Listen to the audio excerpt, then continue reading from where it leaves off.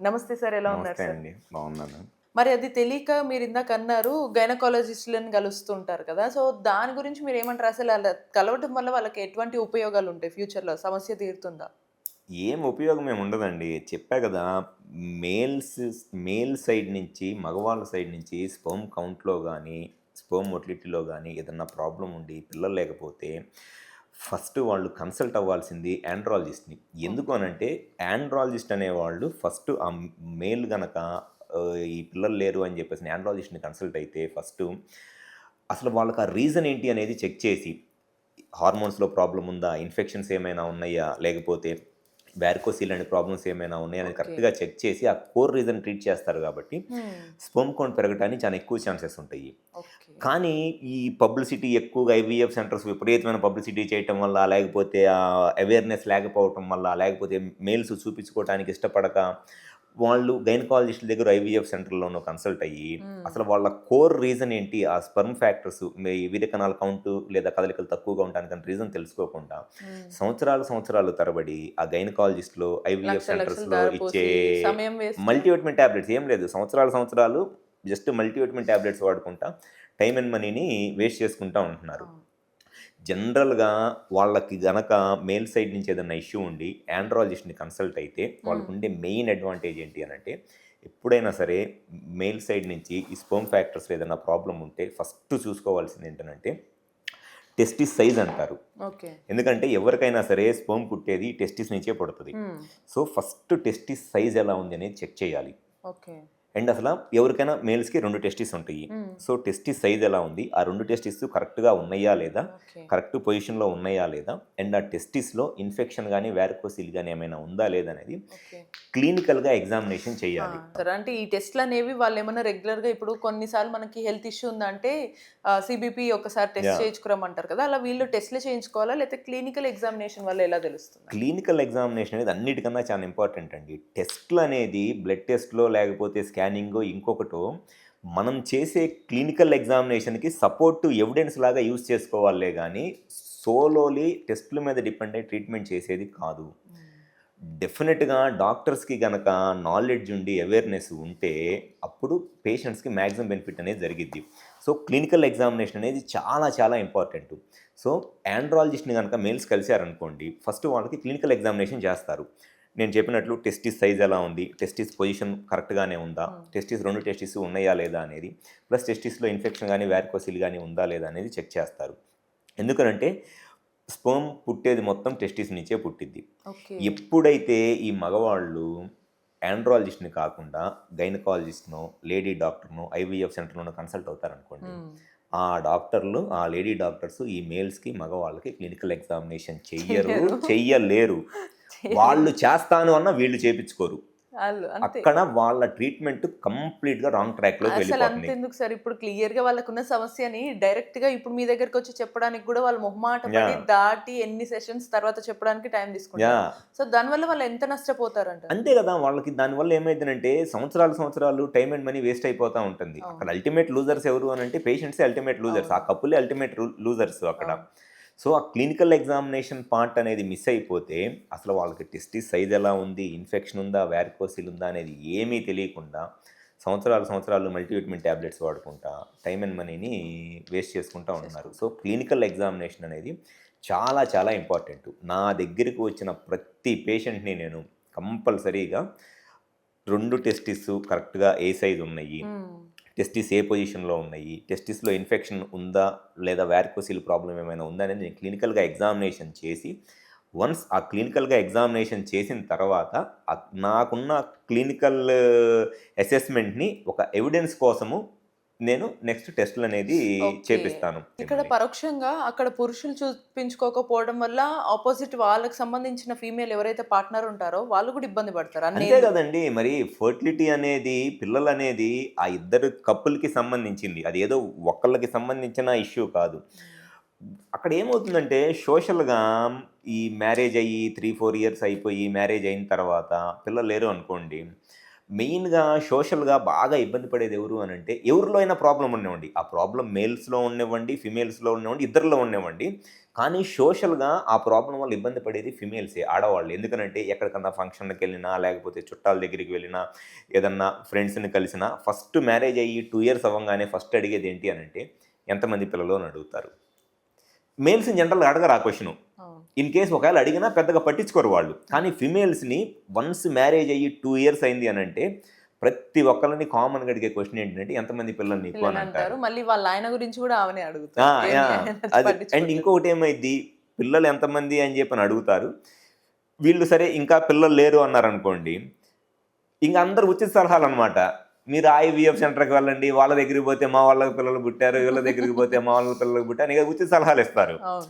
సలహాలు ఇవ్వడం ఏముంది, ఫ్రీయే గదా! అవును. కానీ డబ్బులివ్వమంటే ఇవ్వరు గానీ, సలహాలేముంది ఎన్ని కావాలంటే అన్ని ఇస్తారు. ఈ అవును. ఐవీఎఫ్ సెంటర్‌కెళ్ళండి, ఐవీఎఫ్ సెంటర్‌కెళ్ళండి అని. కానీ పరిణామాలు యాహ్! ఊహించలేనివి. అంతేగాని సోషల్‌గా మట్టికి పిల్లలు లేనప్పుడు ఎవరిలో ప్రాబ్లమ్ ఉన్నా సోషల్‌గా మట్టికి బాగా ఇబ్బంది పడేది ఫీమేల్సే మహిళలే. ఇబ్బంది పడతా ఉంటారు. సరే ఇక్కడ ఈ సమస్యని నిజంగానే చెక్ పెట్టాలంటే మీరిందాకన్నారు క్లినికల్ ఎగ్జామినేషన్ చేస్తామని. యాహ్! అది ప్రాపర్‌గా వాళ్ళకి వాళ్ళు తెలుసుకొని ఓకే. నేను ఈ టైంలో ఎళ్లి ఒకసారి చెక్ చేయించుకుంటే బెటర్ ఏమో అని ఏమన్నా సింప్టమ్స్ అట్లా ఉంటాయా వాళ్ళకి? సింప్టమ్స్ జనరల్‌గా ఏముండవండి. ఎప్పుడైనా సరే మేల్ సైడ్ నుంచి ఒక బేసిక్ సెమెన్ అనాలిసిస్. హ్మ్.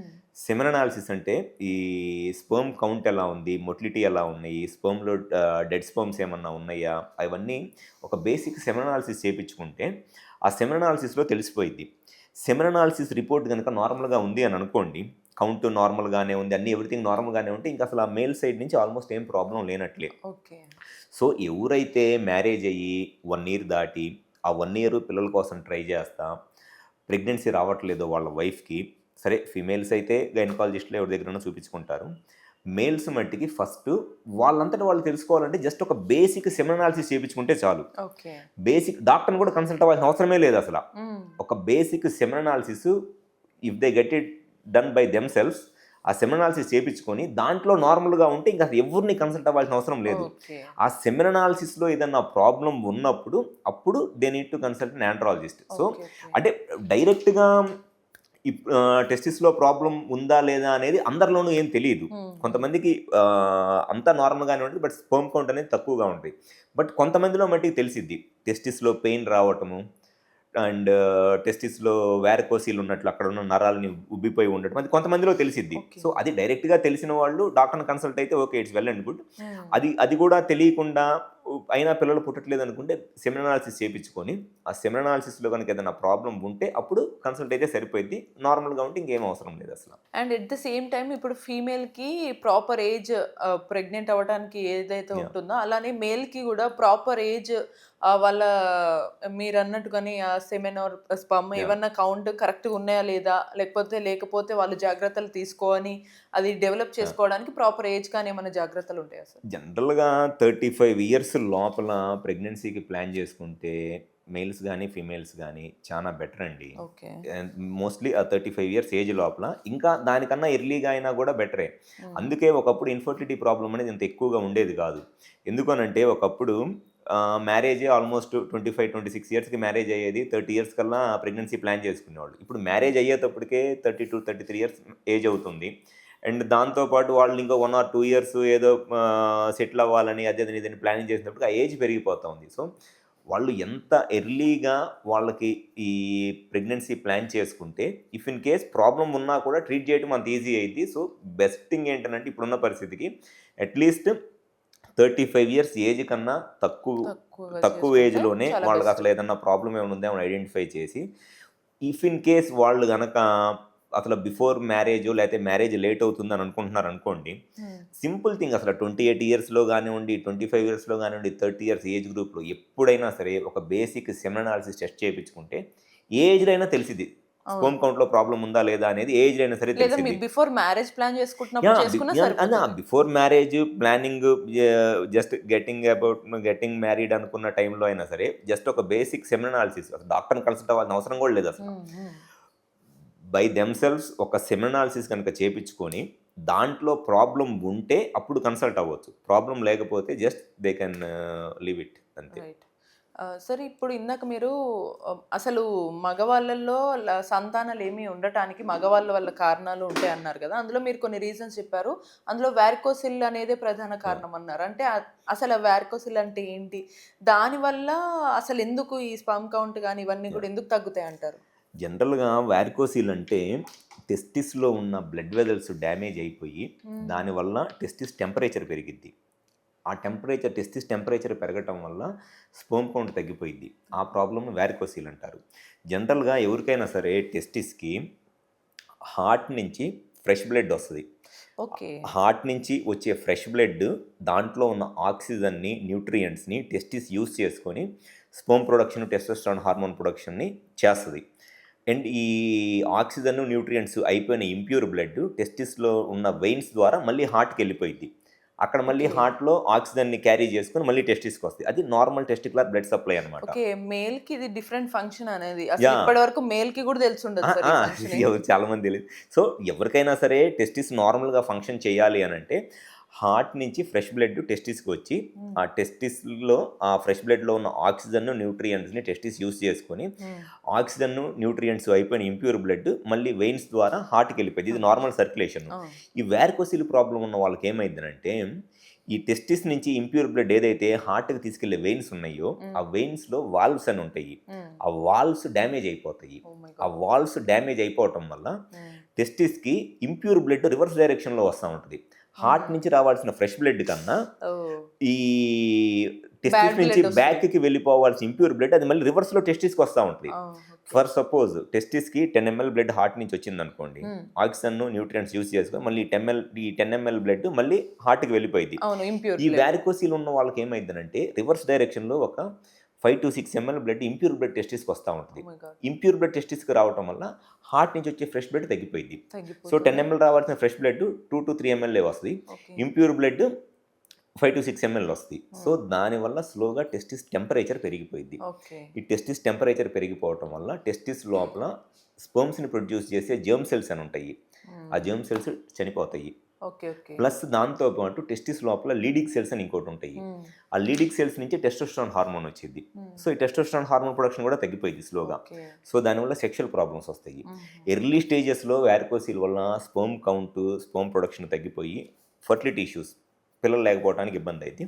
లేట్‌గా ఇంకా వారికోసిల్ ప్రాబ్లమ్ ట్రీట్మెంట్ చేపించుకోకపోతే స్లోగా టెస్టిస్ నుంచి వచ్చే టెస్టోస్టెరాన్ హార్మోన్ ప్రొడక్షన్ కూడా తగ్గిపోయి ఖచ్చితంగా సెక్షువల్ ప్రాబ్లమ్స్ వస్తాయి వాళ్ళకి. అవును. ఈ ఎరెక్టైల్ డిస్‌ఫంక్షన్ అంటే అంగస్తంభన సమస్య లేదా శీఘ్రస్ఖలనం, ప్రీమెచ్యూర్ ఎజాక్యులేషన్ సమస్య ఇట్లాంటి సెక్షువల్ ప్రాబ్లమ్స్ కూడా వస్తాయి. సో, ఈ వారికోసిల్ ప్రాబ్లమ్ అనేది ఆల్మోస్ట్ 100లో ఒక 25-30% ఆఫ్ ద మేల్స్‌లో ఈ వారికోసిల్ ప్రాబ్లమ్ ఓహ్ ఉంటది. My God! సో, ఈ వారికోసిల్ ప్రాబ్లమ్ ఉన్నప్పుడు ఫస్ట్ అసల ఎంత గ్రేడ్ ఉంది ఆ వారికోసిల్ ప్రాబ్లము? హుహు. అండ్ దానివల్ల టెస్టిస్ ఎంత డ్యామేజ్ అవుతుంది? హార్మోన్స్ ఎలా ఉన్నాయి? స్పెర్మ్ కౌంట్ ఎలా ఉందనేది చూసుకొని ఇమ్మీడియేట్‌గా ట్రీట్మెంట్ చేపించుకుంటే ఆ టెస్టిస్ డ్యామేజ్ అనేది ఆగిపోయి హ్మ్. టెస్టిస్ మళ్ళీ నార్మల్ స్టేజ్‌కి రికవర్ అయ్యి స్పెర్మ్ కౌంట్ నార్మల్‌గానే పెరిగి హ్మ్. హార్మోన్ కూడా మళ్ళీ నార్మల్ ప్రొడక్షన్ స్టార్ట్ అయ్యి ఫ్యూచర్‌లో ఫెర్టిలిటీ ఇష్యూస్ రావు, సెక్షువల్ ఇష్యూస్ రావు.